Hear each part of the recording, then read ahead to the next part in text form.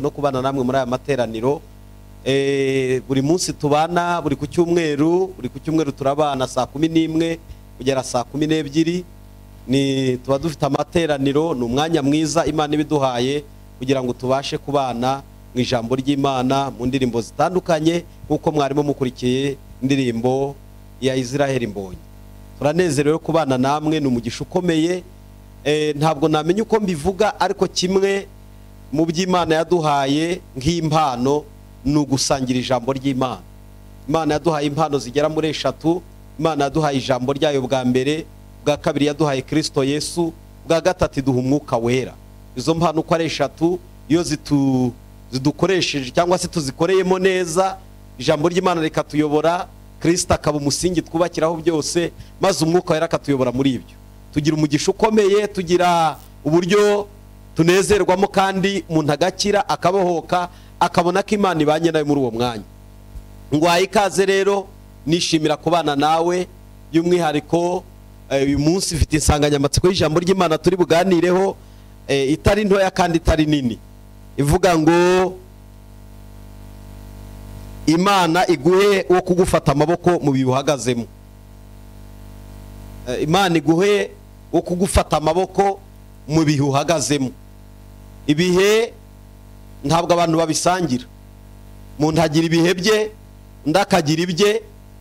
Umuntu ashobora kuba ari mu gihe cyo kubabara, undi ari mu gihe cy'ibyishimo, undi akaba ari mu gihe cyo kwangwa, undi akaba ari mu gihe cyo gukundwa, undi akaba ari mu gihe cyo kurwara, undi akaba ari mu gihe cyo kuba ameze neza afite amagara mazima, undi akaba ari mu gihe cyo kuba umuntu avuka, undi akaba mu gihe cyo gupfa, undi akaba ari mu gihe cyo kuba afite ibimusataguye umutima yashwanyaguritse, undi akaba ari mu bihe byo kuba yasanwe.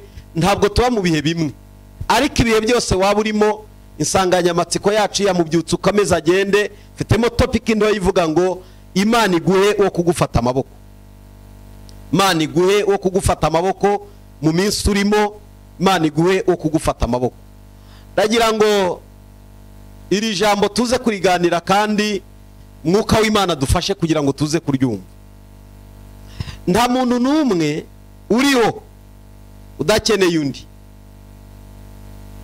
Nongere subiremo, nta muntu n'umwe uriho udakeneye mugenzi we.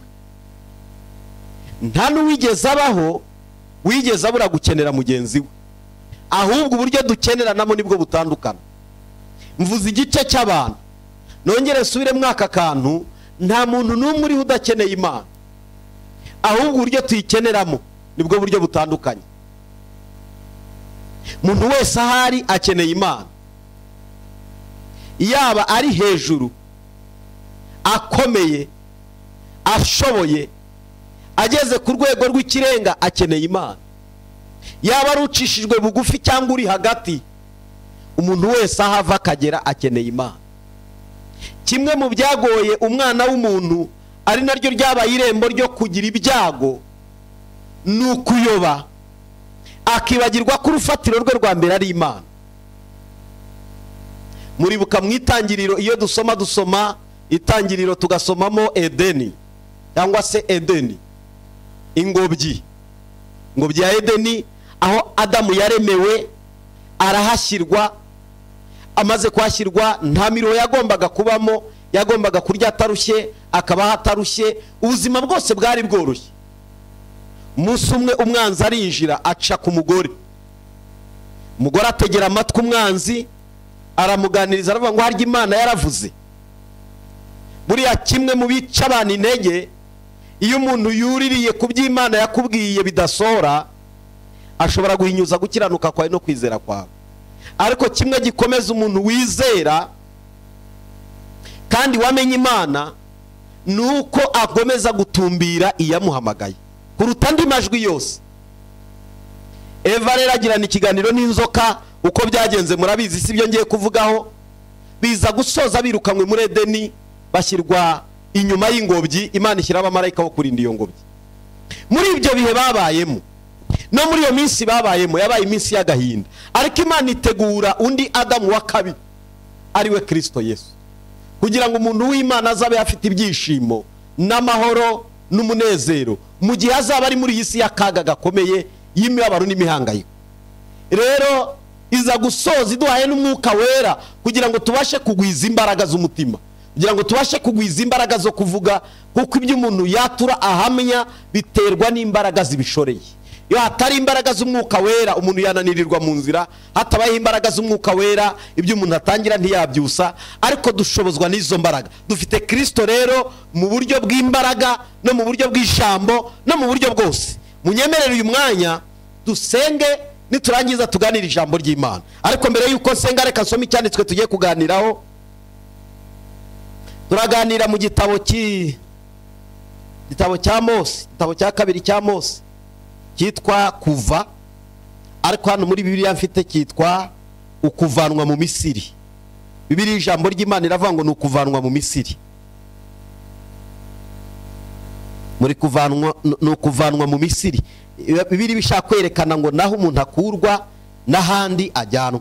Igice cya 17 Kuva 17 turasoma n'umurongo wa 8 tugere ku murongo wa 15. Aranditswe ngo Abisiraheli bakiri i Refidimu, Abamaleki barabatera. Musa abwira Yozuwe ati toranya ingabo, ejo muzajye kuturwanyiriza Abamaleki, nanjye nzaba mpagaze ku mpinga y'umusozi mfite ya nkoni Imana yambwiye kwitwaza. Yosuwa ajya kurwanya Abamaleki nguko Musa yabimubwiye. Naho Musa na Aroni na Huri barazamuka bajya ku mpinga y'umusozi.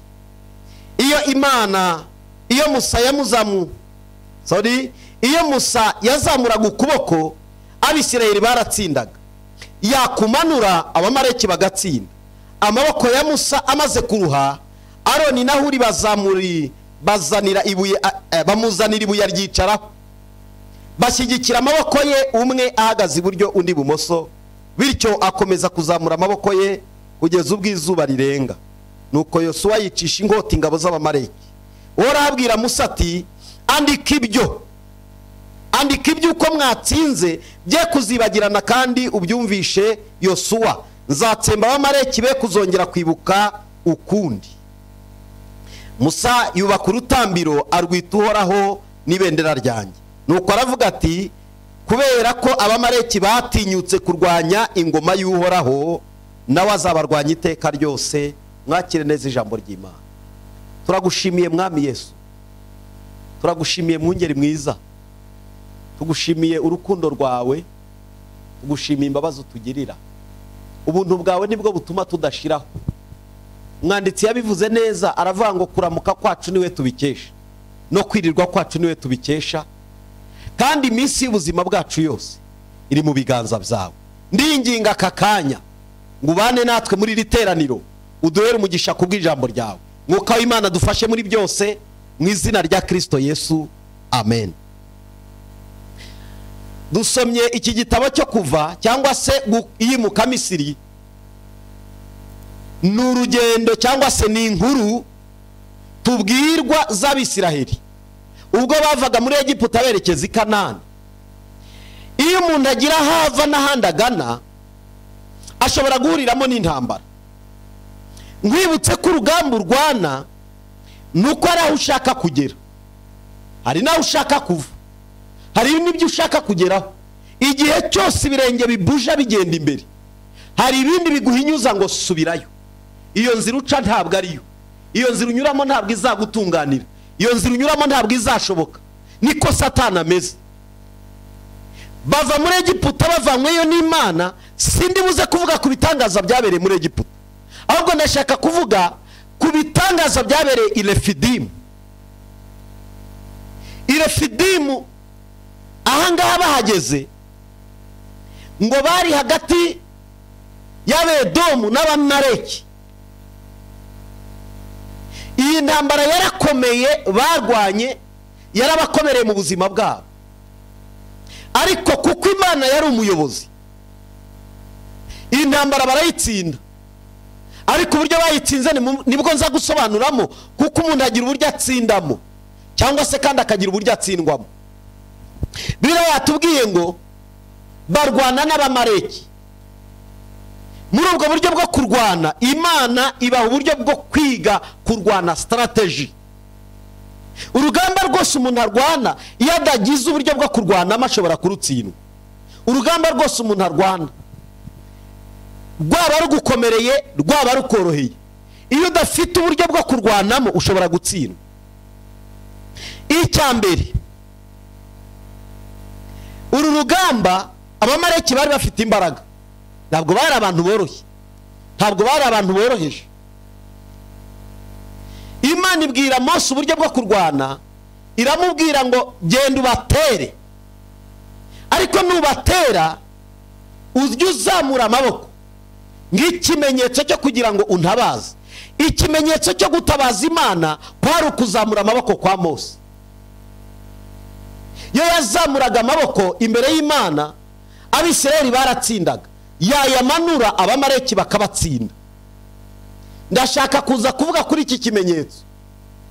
Ubundi ubuzima bw'umwizera bubeshejweho no gutumbira mu ijuru no kuzamura ibiganza mu maso y'Imana.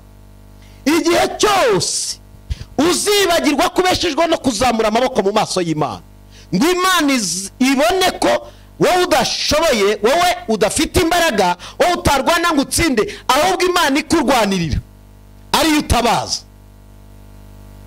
uzaba uri mu kaga gakomeye.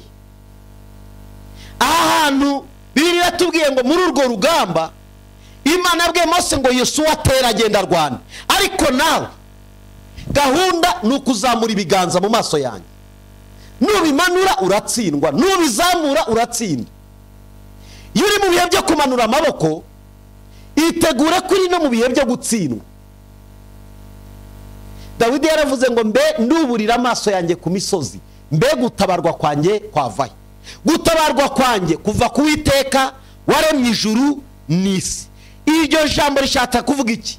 Yerekanaga ko iyo atumbiriye mu ijuru abona gutabarwa, iyo atumbiriye mu ijuru abona intsinzi, iyo atumbiriye mu ijuru ajya abonaho ibisubizo bye biva. Nicyo gituma iyo wamenyaho ibyo utunze byavuye, n'ibyo urimo byavuye, n'ibyo wicayemo aho byavuye, n'ubuzima bwawe bwaturutse, umenya kuhareba.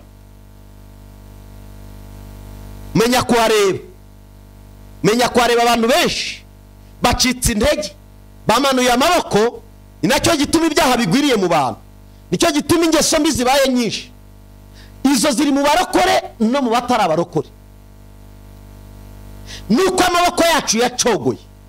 Wasengaga amasengesho y'iminsi 7 ukayasoza ukagwiza imbaraga, uyu munsi warayahagaritse. Wasengaga amasengesho y'iminsi 3, uyu munsi warayaretse, nayo umwe asigaye akunanira. Wasengaga 21, none uyu munsi ndukiyasenga. Wasengaga iminsi n'iminsi, ariko byose warabihagaritse. Ikibazo kirimo ni kimwe, uko gucogora ko kumanura amaboko niko gutsindwa kwacu. Guzamura amaboko ndabigereranya no gusenga Imana tuyegereye kandi dukora ibyo gukiranuka. Kuko abantu bashobora gusenga bakiranirwa, abantu bashobora gusenga basambana, abantu bashobora gusenga biba, abantu bashobora gusenga ari abanyangeso mbarabicanyi, abantu bashobora gusenga ari abanyamagambo, abantu bashobora gusenga n'iminwa yanduye, n'ibiganza byanduye, n'ibirenge byanduye. Ariko biravuga ngo tuzamura amaboko yera mu maso y'Imana. Ibiganza byacu niba bizamuka mu maso y'Imana, dukwiriye kuzamura ibiganza bitanduye bidacirwaho iteka. Mose yazamuraga ibiganza byera mu maso y'Imana, Imana ikari kuri intsinzi ku buzima bw'Abisirayeli. N'igihe uko cyagendaga cyicuma, urugamba rurakomera, rurabaremerera. Uko rwabaremereraga ngo niko Mose yagize kugenda ananirwa nk'umuntu.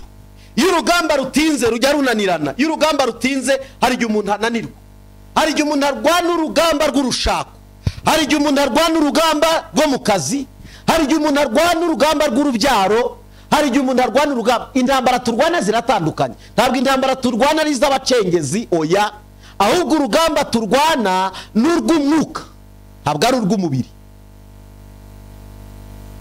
Abanyamasengesho ni twebwe duhagarariye imiryango kugira ngo tuyisengere, ni twe duhagarariye igihugu, ni twe duhagarariye itorero, ni twe duhagarariye byose. Iyo twacogoye turaterwa, kandi duterwa mu bice byose. Mose nk'umukozi w'Imana wari uhagarariye Abisirayeli mu kuva muri Egiputa berekeza i Kanani. Arahagarara ahagarika amaboko arayazamura, ariko uko yazamura iminsi uko igenda yicuma ngo agera harananirwa. Muri uko kunanirwa ngo umugabo bita Huri na Aroni baravuga ngo uyu mugabo ubwo yananiwe tukaba turi gutsindwa, ubwo yananiwe tukaba ducogoye, ubwo yananiwe urugamba rukaba rushyushye, reka twige uburyo twamufasha. Ngo bazana ibuye bari mwicazaho, umwe afata ukuboko kw'ibumoso undi afata ukuboko kw'iburyo. Ngo uko bazamuye amaboko ya Mose akaba ariko batsinda Abamaleki, uko bazamuye amaboko ya Mose akaba ariko batsinda Abamaleki. Ngo barayafata barayakomeza. Ndagira ngo mbabwire, urugamba urwana ushobora kuba urwana rwihererwe, ibyo nakita ntawe ubizi mu buryo bwiherereye, kuko umuntu afite urugamba rwo mu rugo rwe hari aba batabizi. Nigeze mbona umuntu umwe yaratwaye imodoka, arangije abona abantu babiri bari barimo bagenda mu nzira. Ibyo ni ibintu byabayeho. Arebye urukundo bagendana arabitegereza, aravuga ngo ariko abantu umugore n'umugabo bagikundana kuriya babaho? Umugore n'umugabo bagikundana kuriya birashoboka, baracyabaho? Arabitegereza ararira, aparika imodoka ku ruhande. Yari afite imodoka ataha mu nzu nziza, ariko ikibazo cy'urugo cyaramugoye. Ndagira ngo mvugane nawe, urwo rwari urugamba rwe rutazwi, rwari urugamba abantu badashobora kumenya, rwari urugamba rwanira iyo ngiyo. Birashoboka ko abavandimwe batari kurumenya, ariko Imana yari iruzi nawe baruziranyeho. Yibazaga ngo abantu bishimana babaho, abantu bashobora kunezeranwa baracyabaho, kuko ibyo yari amenyereye byari urugamba rwa buri munsi. Gutahira mu nduru, usohokera mu nduru, kubaho mu nduru, kwirirwa mu nduru. Aho usohotse ni mu nduru, aho winjiye ni mu nduru, aho winjira ni mu nduru, aho uza gutahira ni mu nduru. Yari afite stress, yari afite akabaro gateye ubwoba. Ariko Imana kuko ari umutunzi w'imbabazi, iyo tuzamuye amaboko ijya iduha intsinzi. Nawe yaje kuzamura amaboko, twaje kumenyana, turasengana, turimo dusengana. Imana yaje kumuha amahoro, Imana yaje kumuha ihumure, kuko iyo twasenze hari ibintu Imana igikora. Ndakwingingira Imana, muri iyi minsi yo kunanirwa kwawe, muri iyi minsi yo gucogora kwawe, Imana iguhe kugufata amaboko. Muri iyi minsi yo kunanirwa kwawe, birashoboka warasenze ariko ushobora kuba ugeze aho unaniwe. Yego wegereye Imana mu bihe byashize, ubonye Imana itinze kugusubiza, urananirwa uracogora. Ndinginga Imana ngo iguhe umuntu w'umumaro wo kugufata amaboko, ikumbera umuntu w'umumaro wo kugufata amaboko.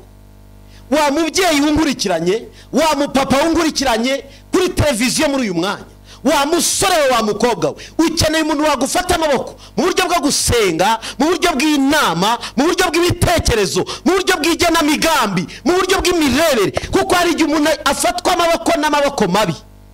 Hari amaboko mabi yadufashe adusunikira mu byaha, hari amaboko mabi yadufashe aratuyobya, hari amaboko mabi yadufashe adutandukanya n'Imana, hari amaboko mabi yadufashe atwegereza ibyago aho kutwegereza Imana. Ushobora kuba uri mu mibabaro watejwe n'umuntu, wiringiye amaboko ye, wiringiye ubwenge bwe n'ibitekerezo bye, ariko ndinginga Imana ngo muri iyi minsi uhagazemo, Imana iguhe umuntu ugufata amaboko ariko utakujyana ikuzimu. Uko hari igihe badufata amaboko ariko bakaturimbuza. Ndibuka umuntu umwe yigeze gufata mugenzi wanjye, aramubwira ati ariko nkubaze, ubuzima ubayemo ujya ubona ko wabaye? Ati yego. Wakemeye tugakora ibi n'ibi ko ariyo nzira yo gutabarwa kwawe? Mwene data umwe arabireba aravuga ati ibyo njyanyemo n'iby'Imana yanga. Yego wasaga n'uwari ugiye kumfata amaboko, ariko nanone kandi aho unjyana, aho unyerekeza, naho Imana izanyanga, ngatandukana n'Imana ngasigarana nawe. Kandi nkwibutse iyo utandukanye n'Imana ugasigarana n'abantu, uba ufite ibibazo 90%. Imana idutabara ica mu bantu, Imana ijya gukora ibitangaza ica mu bantu, ariko Imana ntigica mu biganza byanduye ngo nawe wandure ngo uvuge ngo waratabawe. Oya rwose. Niba dufite Imana tugomba kuba tugaragaza kwera kwayo muri twebwe. niba dufite Imana muri twebwe dukwiriye kuba tugaragaza ibirenge byacu ko ari ibirenge bizima, n'imitekerereze yacu ari mizima, n'imivugire yacu ari mizima, n'imikorere yacu ari mizima, kugira ngo duse n'Imana. Imana ishimwe cyane. Urugamba niryo ndi gusobanura. Mose arananirwa, ariko Imana imuha abagabo babiri bazima bafite ubumana muri bo. Aroni nubwo yaje kugira agacika intege, agakoresha ibizira Abisirayeli babimusabye, agashyiraho ikigirwamana bakakiramya, agakora amakosa mu maso y'Imana, ndetse rimwe na rimwe yaje kunegura Mose bari kumwe na Miriyamu. Ayo makosa ajyabaho, ariko Imana yaramushimaga kuko yamutoranije ngo abe umufasha wa Mose, ajye avuga Mose amubere nk'Imana, Aroni abe nk'akanwa. Abo bantu Imana yaritoranije bari abantu babizerwa. Muri icyo gihe rero bari bahagaze hano. Aroni yahagaze afata ukuboko kumwe kwa Mose, uri nawe afata ukundi kwa Mose, ngo amaboko barayasambura. Ndagira ngo mvugane nawe, Imana ikumbera umuntu wo kugufata amaboko, ariko aze kugufata bidaciye mu nzira mbi, bidaciye mu nzira mbi, bidaciye mu nzira mbi. Uko ari ibintu tujya twirata rimwe na rimwe, ariko inzira byanyuzemo ari inzira itanyuze Imana, itanejeje Imana, idahaye Imana icyubahiro. Umuntu Imana yaguha wese akakubera irembo rikwinjiza aho ugomba kwinjira, ntabwo rikwiriye kuba irembo ryo gukiranirwa, rikwiriye kuba irembo ryo gukiranuka. Ahantu hose wagera heza uhagejejwe no gukiranirwa. Imirimo yo gukiranirwa ntiramba, imirimo yo gukiranirwa itera imibabaro, imirimo yo gukiranirwa itera ibikomere, imirimo yo gukiranirwa itera inguma z'umutima, kandi ituma umuntu agendana ubwoba. Cyo gituma nsaba ngo ayo maboko ubwo bagiye kuyafata, ufatwe n'ibiganza bitanduye, ufatwe n'ibiganza bitari byo gukiranirwa, ufatwe n'ibiganza bizima, ufatwe n'ibiganza byera mu maso y'Imana. Mana ishimwe cyane, haleluya. Ndagira ngo mvugane nawe, ikintu cyose Imana igikora ifite impamvu. Natangiye mvuga ngo amaboko yacu yazamuwe turatsinda. Nk'ikimenyetso cyo gutsinda ni ukwemerera Imana ko turi abanyantege nke. Igihe cyose umuntu akwiriye kwemera ko ari umunyantege nke. Ushobora kuba hari ibyo wizera ukavuga ngo ngewe ndakomeye, ndi hatari, ndi umunyabwenge, uri umunyantege nke. Icyakora muri Kristo uri umunyembaraga. Ntabwo turwana ngo dutsinde kubw'amaboko yacu, nta nubwo dukomeye kubw'imbaraga zacu, nta nubwo twageze heza kubw'imbaraga zacu. Aho tugeze ni ukuberayo, aho tugana niho izatugezayo. Ibyo dutekereza kugira ngo bizabe byiza niho izadufasha. Kuzamura ibiganza mu maso y'Imana ni kimwe cyo kwerekana ngo sinshoboye Mana, ariko urashoboye. Ntacyo nakishoboza Mana, ntacyo nakigezaho Mana, ntacyo ngewe mfite ubwanjye atari wowe ukimbaye. Ndagira ngo mvugane nawe kuri uyu munsi, ibikugoye n'ibikuremerereye, reka tuze gufatanya tubwire Imana ngo Mana nkeneye uwamfata amaboko. Mu rugamba ndimo ndwana nkeneye uwamfata amaboko, mu ntambara ndwana nkeneye uwamfata amaboko. Iyo Imana ikubereye umuyoboro ikaguha kugufata amaboko, uratsinda ukazirata Imana n'uw'Imana yakoresheje. Imana ishimwe cyane.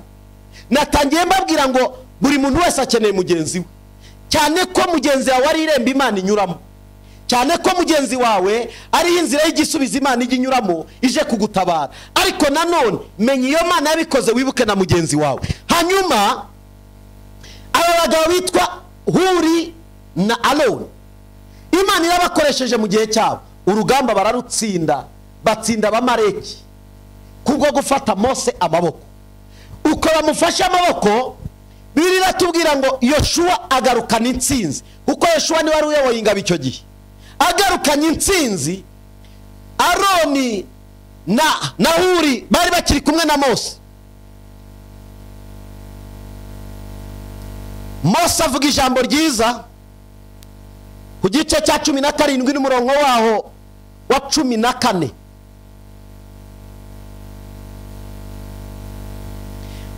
abwira Musa ati andika iby'uko mwatsinze bye kuzibagirana, kandi ubyumvishe Yosuwa ko nzatsemba abamaleki be kuzongera kwibukwa ukundi. Musa yubaka urutambiro cyangwa se yubaka igicaniro akita Uhoraho n'ibendera ryanjye, aricyo cyitwa Jehova Nisi. Nuko aravuga ati kubera ko abamaleki batinyutse kurwanya ingoma y'Uhoraho, nawe azabarwanya iteka ryose. Amen. Iyo umuntu yarwanije Imana nawe iramurwanya. Iyo umuntu yatinyutse gusuzugura Imana nayo iramusuzugura. Iyo umuntu yatinyutse kubahuka iyamuremye, akubahuka iyamuhamagaye, akubahuka iyamuhaye ubuzima, agasuzugura iyamuhaye kubaho, nawe iramusuzuguza. Abamaleki batinyutse kurwanya ingabo z'Uwiteka, batinyuka kurwanya ubwoko bw'Imana, Imana irabarwanirira. Ndagira ngo nkubwire, uri mu bihe usuzuguritse, uri mu bihe ugayitse, abantu bakureba uko bashaka, ariko none hawe ntabwo ari hejo hawe. Uyu munsi ukuri n'ejo kuzaba uri biratandukanye. Uko none uri kubaho none nuko uzaba hejo biratandukanye. Kimwe cyo Paulo yarandikiye Abaroma igice cya 8 n'umurongo wa 31, aravuga ngo niba Imana iri mu ruhande rwacu, mubisha wacu ninde? Ikibazo nuko tutaba turi kumwe n'Imana. Ariko iyo uri kumwe n'Imana, iyo ugendana n'Imana ugakora ibyo Imana ishaka, intambara zawe zose Imana irazirwana. Uburyo Imana izirwanamo ni uburyo butangaje, igikoresha uburyo butandukanye. Imana irwanirira Yosuwa na Mose hano mu rugamba bari bayoboye, mu gice cyaho cya 9 hano mu Kuva gice cya 9 n'umurongo wa 22, yakoresheje amabuye. Imana uburyo yakurwaniriramo yakoresha uburyo bwinshi butandukanye, yakoresha uburyo bunyuranye bwo kukurwanirira. Hari igihe umuntu yibaza ngo ariko Mana, ubu wandwanirira gute? Byacaye. Ubu iyi ndwara ndwaye nayikira nti? Iyi mibereho mbayemo nayivamo nti? Ubu buzima bwanjye bwa buri munsi bwo kuba nshonje, bwo kuba ndafite naho kuba, bwo kuba meze gutya nsuzuguritse, byagenda gute? Uburyo Imana irwanamo igitungurano. Reka wumve mu gice cya 9 n'umurongo wa 22, hari ijambo rivuga ngo nuko arabwira Musa ati tunga ukuboko kwawe kwijuru, maze urubura rugwe mu gihugu cyose cya Misiri, rugwe ku bantu no ku matungo no ku bimera byose. Musa atunga inkoni ye kwijuru, maze Uhoraho ahindisha inkuba, imirabyo irarabya, agusha urubura mu gihugu cya Misiri, hagura urubura rukomeye ruvanze n'imirabyo myinshi bitigeze kubaho mu mateka ya Misiri. Mu gihugu cyose urubura rwica ibyari hanze byose, abantu n'amatungo, rwangiza n'imyaka yose yari mu mirima n'ibiti byose. Mu ntara ya Gosheni yari ituwe n'Abisiraheli, niho honyine urubura rutaguye. Munyumvire namwe, mu mikorere y'Imana, mu miterere y'Imana, Gosheni ni muri Misiri, ni muri Egiputa. Abisiraheli niho batuye, n'amatungo yabo, n'abana babo, n'ababyeyi babo, bose bari muri Gosheni. Imana ireba uburyo Musa ari kurwana iyo ntambara yo kuva muri Egiputa no kugikanani. Imana ireba uburyo Farawo nawe yasisiye. Imana iravuga ngo ngiye kurwanisha amabuye, ngwirekura amabuye manini. Ayo mabuye yari afite imbaraga, ngo yakikubita ku muntu agahwana n'ubutaka, yakikubita ku nka igahwana n'ubutaka, yakikubita ku ihene igahwana n'ubutaka. Ikintu cyose iryo buye ryagwiraga cyarapfaga. Iyo ntambara ntabwo yari imenyerewe. Ubwo buryo Imana yarwanyemo ntabwo bwari bumenyerewe. Buriya Imana ishobora kukurwanirira mu buryo butamenyerewe. Hari ubwo abantu bamenyereye, hari ukuntu abantu babazi, biragenda bitya, bica aha, binyura aha, bigenda bitya. Erega buriya ntabwo wakira batakuvuye, utariye imiti ntabwo wakira, bataguhaye ibyatsi ngo bakwahirire ntabwo wakubaka. Hari ibindi abantu bamenyereye. Ariko ndagira ngo nkubwire, Imana igiye kurwana, irwana mu buryo abantu batamenyereye. Ni ku ijambo rimwe rivuga ngo Imana iguhe kugufata iki? Amaboko mu gihe urimo. Imana ikumpere umuntu wo kugufata amaboko ariko ayobowe n'Imana, kuko nayoborwa n'amaboko ya kimubiri ibyo azakora azabyiyitirira, ibyo azakora azabyitirye, ibyo azakora azabona ko ari imbaraga ze atari imbaraga z'Imana. Mose amenya amakuru aravuga ngo ngeweho icyo ashinzwe no kuzamura amaboko. Ahangaha naho yatabaje ijuru. Imana iramubwira ngo zamura inkoni uyitunge ku ijuru. Bivuga ngo gutabarwa kugiye kumanuka, kugiye kuva mu ijuru. Ndagira ngo mvugane nawe, gutabarwa kugiye kukuzaho, kugiye guturuka mu ijuru. Gutabarwa kugiye kuza mu rugo rwawe, kugiye guturuka mu ijuru. Gutabarwa kugiye kuza kuri abo bana bawe, kugiye guturuka mu ijuru. Gutabarwa ugiye kubona muri iyi minsi, menya aho kuvuye kari hehe, ari mu ijuru. Mose atunze iyo nkoni, amaze kuyitunga ngo urubura ruramanuka rwica ibintu byose, rusenya amazu, rukubisa inka, rwisha imyaka, yewe rwisha ibintu byose byari aho ngaho. Ngo ariko igoshe naho bari batuye urubura ntirwahagera. Iyo Imana ishatse gutabara, ishobora kwemera ko bamwe bababara abandi bakaba mu byishimo, ishobora kwemera ko bamwe bagira agahinda abandi bakaba mu munezero. Imana ijya ibyemera. Muri buka ijambo nabaganirije rivuga ngo tekereza umurimo w'Imana, ninde wabasha kugorora iby'Imana yagoretse. Muri Egiputa bafite amakuba, abari Gosheni bafite amahoro. Imana igutuze mu gace uboneramo amahoro, Imana igutuze mu gace uboneramo ibyishimo, Imana igutuze mu gace uboneramo ubutabazi, Imana igutuze mu gace uturizamo, kuko ari Imana y'amahoro n'ibyishimo n'umunezero. Imana ibikuremere mu izina rya Yesu. Maze ahantu Imana irabarwanirira, imaze kubarwanirira naho baratsinda. Aha rero niho intsinzi imaze kuboneka, hubakwa igicaniro. Ngo igicaniro kirubakwa cyitwa Yehova Nisi, bisobanurwa ngo igihe nazamuye amaboko imbere y'Uwiteka yampaye kunesha ababisha banjye, maze ahamya imbaraga z'Imana yamuhaye gutsinda, yamuhaye kunesha. Ndagira ngo ngana ku musozo, ndagira ngo tuze gusengana. Imana igiye gukemura ibyo bibazo, Imana igiye kuguhuza n'umuntu ugufasha, Imana igiye kuguha abo kugufata amaboko, Imana igiye kuguha wo kugukura mu gahinda umaze mu iminsi, Imana igiye kuguha umuntu, Imana igiye kuguha umuntu, Imana igiye kuguha umuntu mwene data, Imana igiye kuguha umuntu. Ndagira ngo mvugane nawe, uwo kugufata amaboko agiye kuza.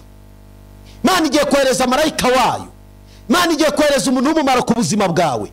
Ariko uzibuka Imana yabikoze, uyubakira igicaniro. Iyo bavuze igicaniro ni iki? Icya mbere ni ukubaka igicaniro mu mutima, cya kabiri ni ukuramya Imana mu mirimo yawe, mu bikorwa byawe, mu bitekerezo byawe, ubaka kuramya Imana. Iyo utaramije Imana hari ibindi uramya, iyo utaramije Imana hari ibindi turamya bitari ngombwa, dukererwamo bitari ngombwa. Ariko Imana irashaka kuramya Imana, irashaka ko ari ubwira, irashaka ko ari utekereza. Mbere yo gutekereza ibindi, tekereza Imana. Imana ishimwe cyane. Ngo Mose yubakira Uwiteka igicaniro, akita Yehova Nisi, bisobanurwa ngo Imana igihe nazamuraga amaboko imbere yayo yanesheje ababisha banjye. Hano muri Bibiliya yera hari ukuntu babivuga, reka nyikoreshe. Bibiliya yera kuva iyo mufite, reka nanjye bariyo nkoresha. Gice cya 17 umurongo wa 15. Uruko yabivuze Mose. Aravuga ngo Mose yubakira igicaniro akita Yehova Nisi. Aravuga ati Uwiteka arahiriye ko azajya arwanya abamareki ibihe byose. Amen. Kugira ngo uzabone Imana ikurwanirira ibihe byose, nuko ubaka igicaniro gihoraho. Igicaniro birakwiriye kutekereza gusenga ugiye kuryama, nijoro ukabyuka ugasenga, mu gitondo ugasenga, uri muri biro ugasenga, ahantu wicaye ugasenga. Igicaniro gikwiriye kuba muri twebwe. Kuririmbira Imana byacu bikwiriye guhoraho, apana kuririmba ku cyumweru gusa, apana kuririmba ku munsi wagiye mu rusengero gusa. No mu kazi, mu mirimo, mu bikorwa, mu bitekerezo, mu migambi hakwiriyemo kuramya Imana. Igicaniro cyubakirwa ngo icyambere kibe igicaniro cyo kuramya Imana mu mitima yacu. Aracyubaka rero akita Yehova Nisi. hari ijambo umugabo umwe yavuze, aravuga ngo iby'abamareki bakoreye abisiraheli bizabagaruka ku mutwe. Ndagira ngo nkubwire, ibyo wakorewe ababigukoreye bizabagaruka ku mutwe. Imana ntabwo yigeze yibagirwa iby'abamareki bakoreye abisiraheli. Yaravuze ngo Mose, ibi bintu babakoreye bakabarwanya nta mpamvu, bakabitambika hamwe n'Abedomu, ibi bintu bakoze bakababangamira, bizabagaruka ku mutwe. Iyo uri mu nzira n'Imana, niyo ugiriwe nabi, ababikugiriye cyangwa ababigukoreye bakakugirira nabi, bijya bibagaruka ku mutwe. Ndagira ngo mvugane nawe rero, reka agahinda kenshi no kwibaza ngo bizagenda biti. Ibyo wakorewe bizabagaruka ku mutwe. Satani imipangu yizamugaruka ku mutwe. Mujya mwibuka ibya Hamani. Hamani yashinze urumambo rwa mikono 50, aravuga ngo Morodekayi wanze kubararanga ndamye, nzamushinga kuri uru rumambo. Imana iramwitegereza, ireba uwo mwagagi, uko Hamani ni umwagagi, ni wo mu rubyaro rw'abagagi kwa Sawuli, kwa Kishi. Uwo nguwo wapanze uwo mupango wo kugirira nabi ubwoko bw'Abayuda bari Ishushani. Maze Imana irahaguruka ijya kurenganura Morodekayi iciye kuri Esiteri n'umwami Ahasuwerusi. Uburyo byagenze murabizi. Urumambo Hamani yashinze niwe warushinzweho. Iyo Imana uri kumwe nayo, ibyo abantu bapanga kugukorera, ibyo abantu bategura kugukorera, nibo bigarukaho. Rero ndagira ngo nkubwire, ubu bugome abamareki bakoreye abisiraheli, kugeza ahantu haguye abisiraheli benshi barapfuye bishwe n'abamareki. Ariko Imana irabizirikana, irabizirikana. Ndagira ngo nkubwire n'ibyakubayeho, Imana ijya ibizirikana, n'ababikoze Imana ijya ibazirikana. Icyo nzi cyo, ubugome wakorewe, ibyo wakorewe bizabagaruka ku mutwe. Akagambane wakorewe kazabagaruka ku mutwe. Uburyo wagiriwe nabi bizabagaruka ku mutwe. Iturize, ufite Imana umuvugizi, ufite Imana umurengezi, ufite Imana izi kurenganura abayo. Ufite Imana, ntabwo usa n'udafite Imana, ufite Imana. Ndagira ngo uyu munsi dufate umwanya dusenge. Sindi buze gutinda, ndi ku ijambo rimwe rivuga ngo Imana iguhe uwo kugufata amaboko. Umaze iminsi utendebutse, urugamba ruragukomereye, uburwayi burakomeye, ibibazo by'amadeni ni byose, ibikugose ni byinshi, amarira aruzuye, ariko Imana iguhe kugufata iki? Amaboko. Ndagira ngo uyu mwanya nimero ya hano murayifite muri studio, tugiye gusengana. Ndagira ngo dufate umwanya mu minota isigaye dusengane. Uratelefona dusengane, umwanya umurongo urafunguye. Ndagira ngo dufate akanya dusengane mu ijambo rimwe, wicecekere gusa. Imana igiye kuguha kugufata amaboko.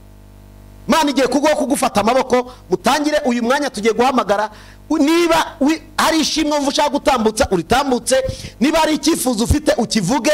Ariko kimwe cyo, isengesho ry'uyu munsi, Imana iguhe kugufata amaboko. Uwa mbere yahamagara tukamwakira ntacyo bitwaye, Imana ibaha umugisha. Ndi ku ijambo rivuga ngo Imana iguhe kugufata amaboko. Imana iguhe umuntu wo kugufata iki? Amaboko. Imana irabishoboye, Imana ifite imbaraga. Iyo arwaniriye abisiraheli ikabakiza amaboko y'abamareki, ikabakiza imbaraga z'abarwanyaga, Imana yagukiza ibyo byago, Imana yagukiza izo ntambara, Imana yagukiza ibyo bintu bikugose bikuremerereye. Humura, Imana igiye kuguha kugufata amaboko.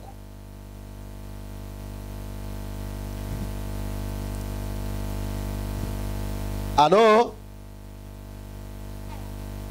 witwa nde, uherereye he?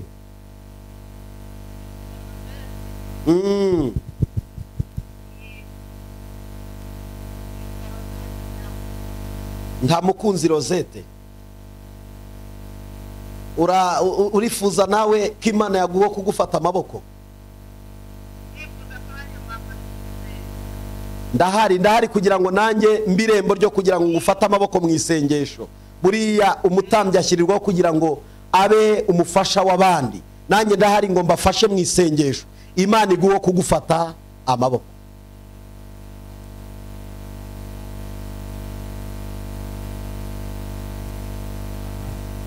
Turagusengera, Imana iguhe umugisha. Mukanya tugiye gufata umwanya wo gusenga. turasenga kandi nawe hafi ya televiziyo yawe turagusengera Imana iragira icyo ikora. Turakwakiriye, witwa nde, uherereye he? Alo?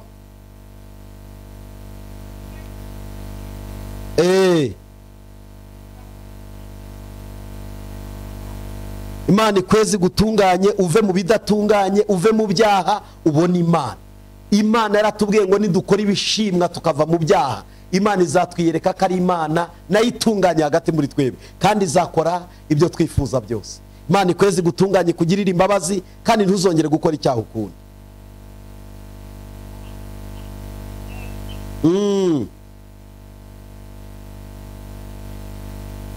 Turakwakiriye mwene data, witwa nde, uherereye he?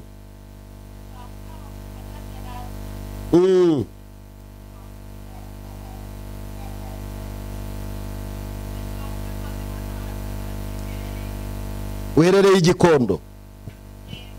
Icyifuzo cyawe ni ikihe Atanazi?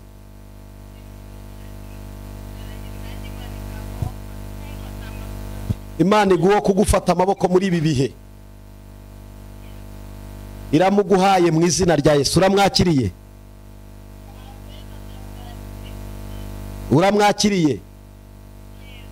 Imana iguhe umugisha, kandi ukomeze gusenga, ukomeze gusenga, uve mu burangare, wirinde uburangare, kuko kimwe mu cyo Satani ajya akoresha nk'intwaro, iyo turangaye turamburwa, turanyagwa, turasahurwa.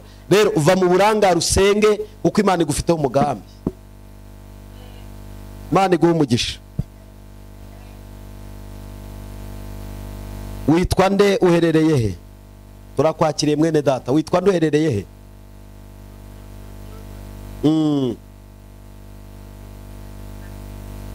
Turagusengera Claudine. Ni Claudine? Uherereye he Claudine? Kimironko. Imana iguhe umugisha. Kimironko niho dutuye, biroroshye kugusengera, biroroshye kuba twabonana, biroroshye. Imana iguhe kugufata iki? Amaboko. Amaboko yawe ye gucogora, ye gutentebuka, Imana iracyagufiteho umugambi. Imana iguhe umugisha. Turakwakiriye mwene data, witwa nde, uherereye he? Icyifuzo cyawe ni iki? Urifuza iki mu maso y'Imana, kuko turi mu mwanya wo kugira ngo dusenge. Uri Nyagatare? Icyifuzo cyawe ni ikihe?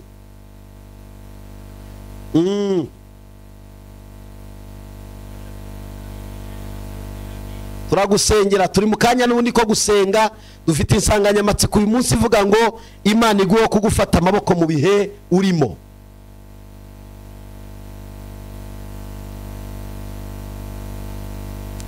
Wabyumvishije mwene data? Urashaka nawe ko Imana iguhe kugufata amaboko? Imana iguhe umugisha, Imana iguhe umugisha. Turagusengera. Turagusengera, humura, Imana iragukiza. Amen. Imana iguhe umugisha, kandi ugubwe neza, humura, turagusengera.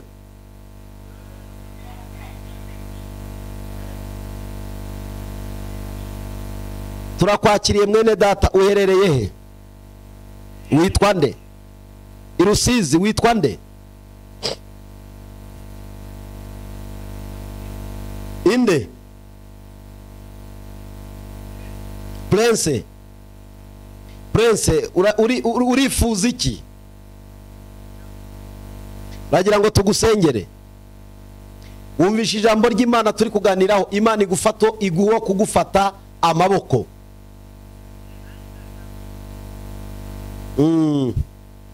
Ese Prince, urakijijwe ple?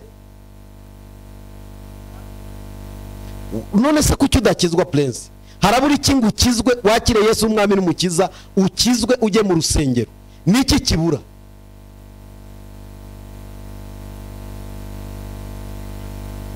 Kizwe ujye mu rusengero, Imana izakugirira neza. Urakoze, Yesu aguhe umugisha.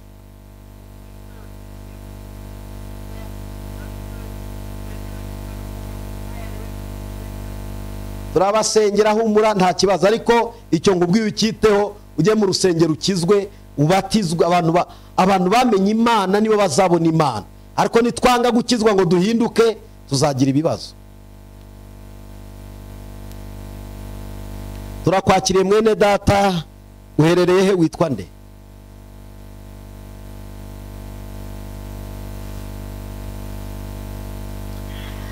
Alo?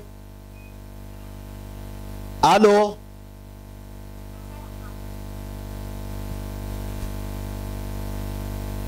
Alo? Turakwakiriye, witwa nde, uherereye he? Witwa nde? Urifuza iki?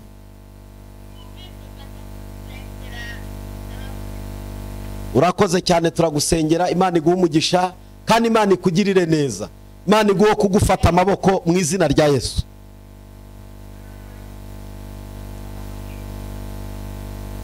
Turakwakiriye, uherereye he? Witwa nde? Alo? Witwa nde, muherereye he? Cyifuzo cyanyu ni ikihe? Muherereye mu Bugesera, muradukurikira mu Bugesera.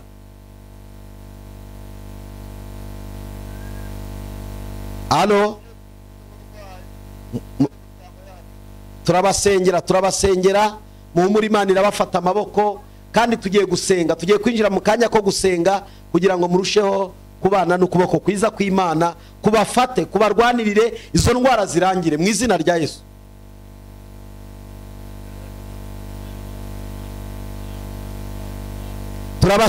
Turabasengera ku cyo cyifuzo cy'uburwayi, Imana iragira icyo ikora. Munyemerere dufata akanya dusenge. Twakiriye iwa nyuma kugira ngo dusenge. Urinde, uherereye he? Uri ku Muyumbo?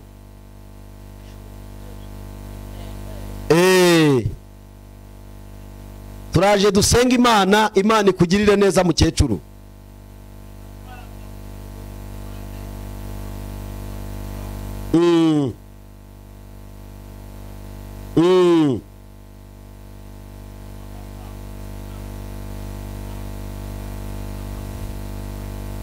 Urakoze cyane. Mureke dusenge, mureke dufata akanya dusenga Imana. Munyemere dufata uwo mwanya dusenge, hanyuma urugamba rwose umuntu yarwana iyo ari kumwe n'Imana aba afite amahirwe. Kandi mbibutse ko ibituma dutandukana n'Imana ni ibyaha. Twitandukanye n'ibyaha tubane n'Imana. Murakoze cyane, mureke dusengane Imana.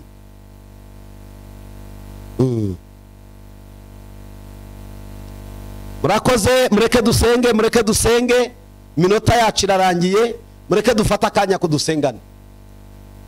Ndi ku ijambo rivuga ngo Imana iguhe kugufata amaboko mu ntambara urwana, mu bihe bikugoye urimo, mu minsi ubabariyemo.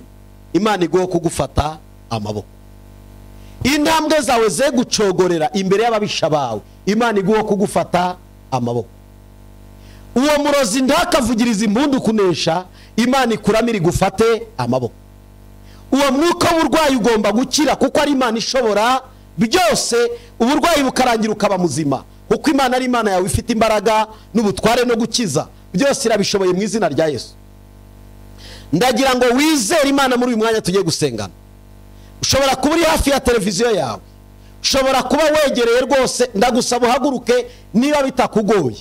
Uhaguruke dusengane, uhagarare ubwire Imana ngo Mana, muri iyi minsi mpagazemo, muri ibi bihe ndi kunyuramo, iyi minsi itanyoroheye, igihe natewe n'indwara, ibihe natewe n'ibyago, ibihe natewe n'amakuba menshi, Mana nkeneye wo kumfata amaboko.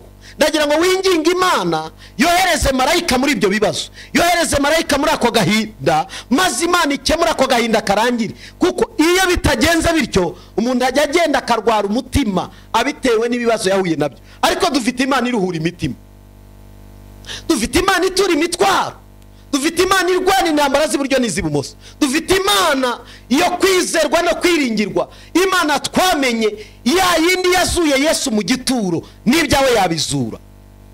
Ifite abantu benshi yakoresha nubwo hari benshi bagukomerekeje, ifite abantu benshi yakoresha nubwo hari benshi baguteye ibibazo bakagutera kubabara, ariko ndagira ngo nkubwire mu bihumbi bisigaye hari ibihumbi 7 bitari byapfukamira Bayali. Imana yakuramo abantu 2, Imana yakuramo 3, Imana yakuramo 1 agafata amaboko yawe agakomera. Imana ikumbere yo kugufata amaboko. Haguruka dusengane Imana.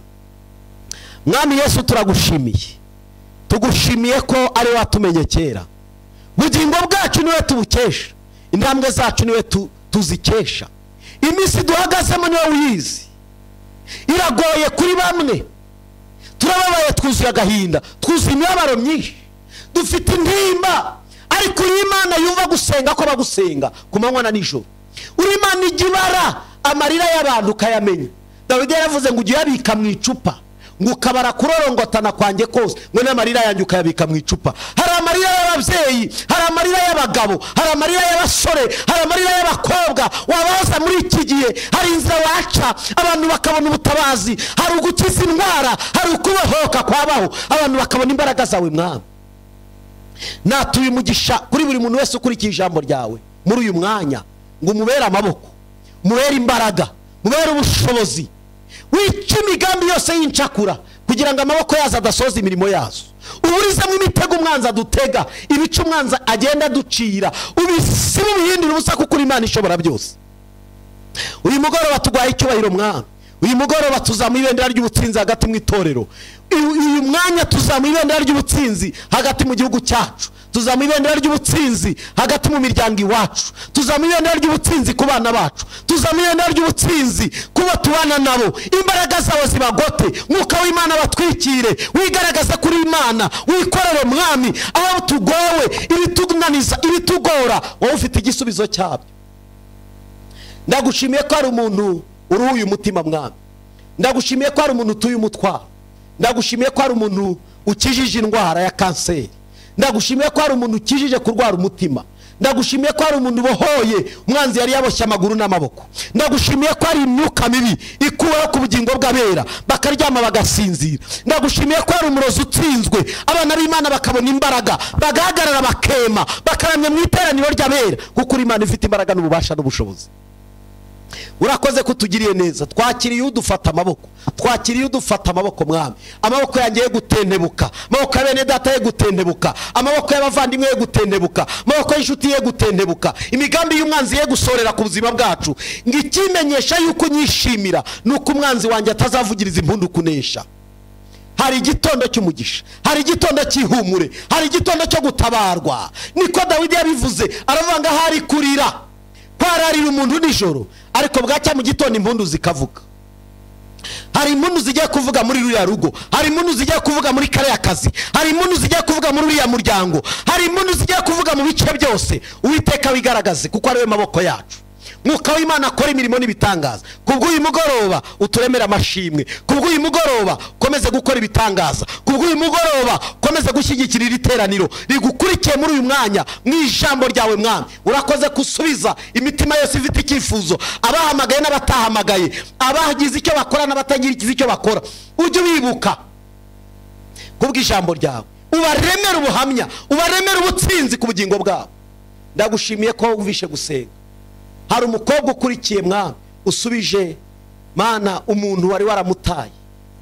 Mana ndagushimira kubw'uyu mubyeyi uruhuye, wari ufite intambara ataryama adasinzira kubera ibibazo biri mu rugo rwe.